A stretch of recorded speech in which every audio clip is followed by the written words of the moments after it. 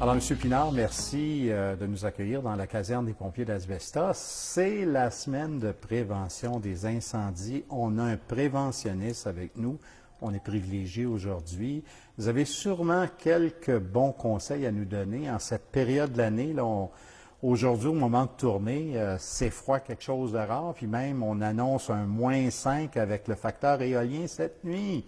Alors, pour la prochaine nuit, c'est-à-dire, alors ça, c'est quelque chose. Alors, les températures changent, tout ça, c'est l'automne.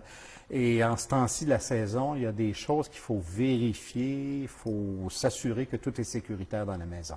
Effectivement, il y a quand même quelques points qu'il faut vérifier.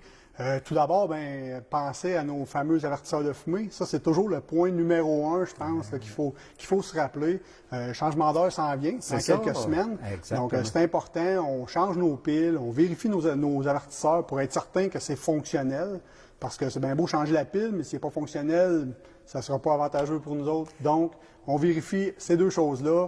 Avertisseur de monoxyde de carbone aussi, c'est bien beau de regarder notre avertisseur de fumée, mais il faut regarder aussi l'avertisseur de monoxyde, est-ce qu'il est fonctionnel lui aussi? Tu me parles de température qui s'en vient plus fraîche, on va avoir du chauffage là, qui va embarquer avec ça. Chauffage d'appoint. Chauffage d'appoint, plusieurs chauffes au bois. Exact. Fait que chauffage au bois, ça veut dire les cheminées. Ramonage de cheminée, fait que c'est bien important de faire ça, faire vérifier par quelqu'un de qualifié. Des fois, on pense, j'ai pas chauffé gros, fait que j'aurais pas besoin de ramoner ma cheminée. Mais c'est presque le pire, je dirais, la majorité des cas d'incendie dans les cheminées qu'on a, c'est dû à du monde comme ça qui chauffe pas beaucoup, fait qu'ils disent, j'ai pas besoin de ramoner. Le créosote se forme, et puis on a un incendie qui débute tôt ou tard, là, fait que c'est bien important. Un autre point aussi qu'on voit de plus en plus, c'est les appareils aux granules.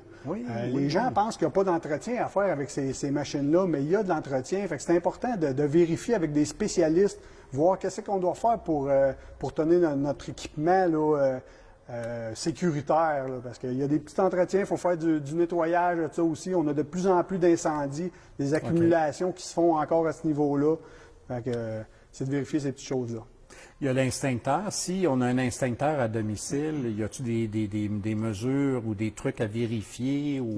c'est sûr qu'un extincteur, faut que ça soit vérifié, ça aussi. On laisse pas ça dans le fond du garde-robe, puis c'est bon éternellement. Il y a des dates à ça. Il faut vérifier parce qu'aux 6 ans, il faut qu'il y ait une vérification de fait dessus. Mais nous autres, à la maison, on peut vérifier est-ce que s'il y a un boyau après, est-ce qu'il est obstrué, est-ce que la poudre à l'intérieur, on peut le retourner pour faire bouger la poudre pour être sûr là, parce que sans ça se ramasse pas. Ça se durcit. Exact, il y a de l'humidité qui se ramasse, puis la poudre elle devient dure, fait que ça sortira pas si on a affaire à s'en servir. Donc, ça serait vraiment là au moins le manipuler. Là, Exactement, on peut le manipuler pour être sûr que la poudre elle descende bien à l'intérieur. Là. Puis vérifier les dates, là, si ça fait plus de 6 ans qu'on ne l'a pas fait vérifier, il faudrait qu'il y ait une vérification. J'imagine que sur la jauge aussi, il faut vérifier, voir si la pression, l'histoire de la pression. Exactement. La pression, habituellement, il y a une couleur. Si c'est dans le vert, c'est bon. Si on voit que la jauge est descendue, qu'elle est dans le rouge, il y a eu une perte de pression, fait que ça ne fonctionnera pas non plus à ce niveau-là. Donc, si on veut passer un hiver en toute sécurité, c'est ces 4 points-là qu'il faut vérifier. Les points majeurs, il y a le plan d'évacuation, c'est sûr, les familles. Surtout, on est dans la semaine de prévention des incendies. Exactement. Avec les petites familles à la maison, c'est important de faire un plan parce que les jeunes, c'est bien beau, ils entendent l'avertisseur, ils pensent il faut sortir, mais il ne faut pas juste sortir, il faut se rejoindre à quelque part où tout le monde va être au courant. C'est quoi la première chose que tu fais s'il y a le feu chez toi? Je prends mes enfants puis je sors de la maison. J'appelle 911. Je sors de la maison. OK. Puis ensuite, j'appelle les pompiers. C'est exactement ce qu'il faut faire. Mais qu'est-ce que tu fais si l'accès à ta sortie est bloqué? Est-ce que tes enfants savent quoi faire? Ou sinon, qui va les chercher? Ça peut être moi. Est-ce que vous avez un point de ralliement à l'extérieur? Je sais qu'à l'école, c'est dans le parking à côté, mais à la maison, je crois qu'on n'en a jamais parlé. Savais-tu qu'en cas d'incendie, tu disposes d'un maximum de 3 minutes pour évacuer ta résidence? C'est pas long. Et pourquoi on dit tout ça? C'est parce qu'en prévention incendie, le premier responsable, c'est toi.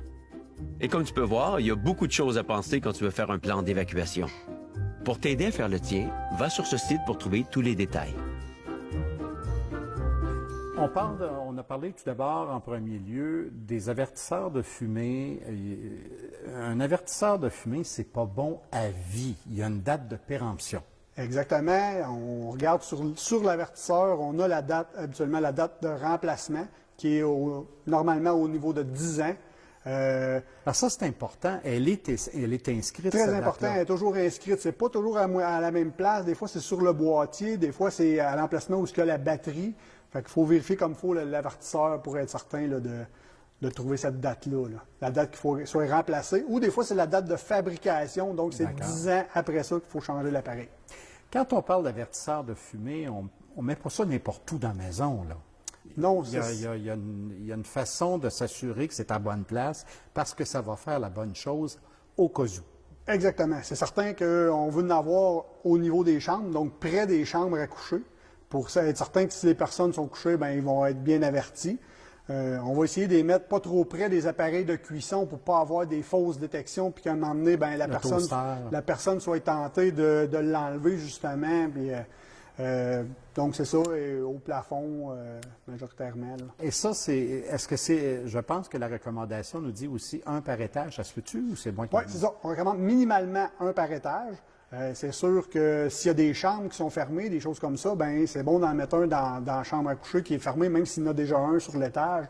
C'est encore bon d'en avoir un de surplus là, à ce niveau-là. Est-ce que c'est vrai qu'il se vend des avertisseurs de fumée qui ont une batterie qui dure plus longtemps? Oui, maintenant, il y a des piles au lithium. Donc, l'avertisseur, il y a une pile qui est bonne pour la durée de vie de l'avertisseur. On n'a plus besoin de changer les piles. Donc, pour 10 ans. Exactement. 10 ans, on fait juste faire notre test. Si c'est fonctionnel, ben c'est bon encore. Là. Donc, 2 fois par année au changement d'air. On fait nos tests. Nos puis, tests. S'assurer que tout est... On a 3 avertisseurs de fumée dans le sous-sol. teste les 3. On teste les 3. Exactement. C'est pas juste celui du rez-de-chaussée. Non, il faut les tester les 3 appareils. D'accord. Alors, c'est une chose qu'il faut pas manquer, puis il faut aussi s'assurer de le faire, de bien le faire. Et, exactement. C'est bon pour la sécurité de tout le monde, tous les habitants de la résidence, en fait. Là. Exactement. Écoutez, M. Pinard, merci beaucoup pour ces judicieux conseils. C'est toujours important de se les faire rappeler. Hein, la mémoire, cette faculté qui oublie.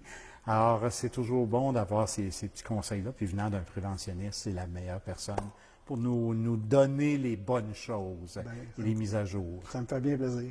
Merci beaucoup, M. Pinard. Plaisir. Bonjour.